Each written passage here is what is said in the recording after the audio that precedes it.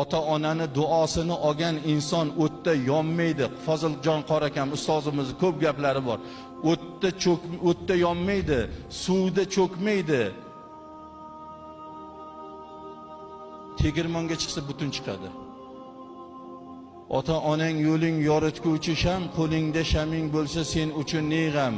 İmomlardan duo so'rayapti-ku, domlalardan, qoraka duo qiling, ishim yurishmayapti, qoraka duo qiling, safarga ketyapman, qoraka duo qiling, ish boshlayapman, qoraka duo qiling, qarzdor bo'lib qoldim. Men aytaman, qoraka bir marta duo qiladi, tuziyroq bersaylik 2 marta qiladi, 3-marta vobshe qilmaydi.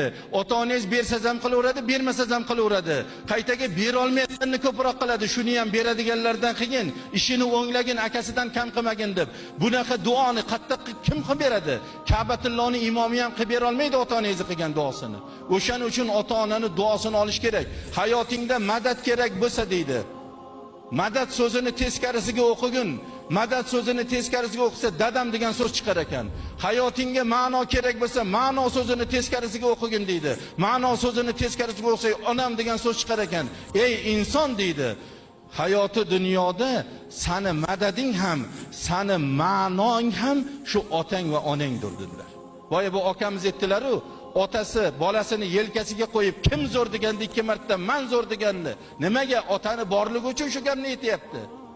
Otani duosi shu gapga majbur qilyapti. Otadan keyin, onadan keyin suyanchiq tog'imiz yo'q azizlar, ishonadiganimiz yo'q. Hozir nima uchun kelinlar qaynataga, qaynanaga tikka qarayapti, sammanga boryapti? Nima uchun? Farzandni o'z ustozlik qilyapti bu borada. Otasiga qarshi gapiryapti, onasini chakagini o'chiryapti, aralashmang, meni ishimga aqlingiz yetmaydi deyapti, kelinning oldida, xotinning oldida qilyapti. Xuddi shuni ishga ketgandan keyin xotini qaynanaga shu muomalani qilyapti. O'shaning uchun qaysi bir xonadonda ota-onani qo'li o'pib peshonaga surilar ekan. Tasavvur qiling. O'g'lingiz keldida qo'lingizni o'pib, ota duo qiling deb duo so'rasa, nimani so'rab bermaysiz qani? Bormi birorta qizg'anadigan, yashiradigan narsangiz? Mana buni bugundan qilish kerak azizlar. Ertaga kech bo'lib qolishligi mumkin, chunki bu qo'l yo'q bo'lib qolishligi mumkin oramizdan. Ana shu uchun ota-onani qo'lini o'pib, bugun duo olaylik.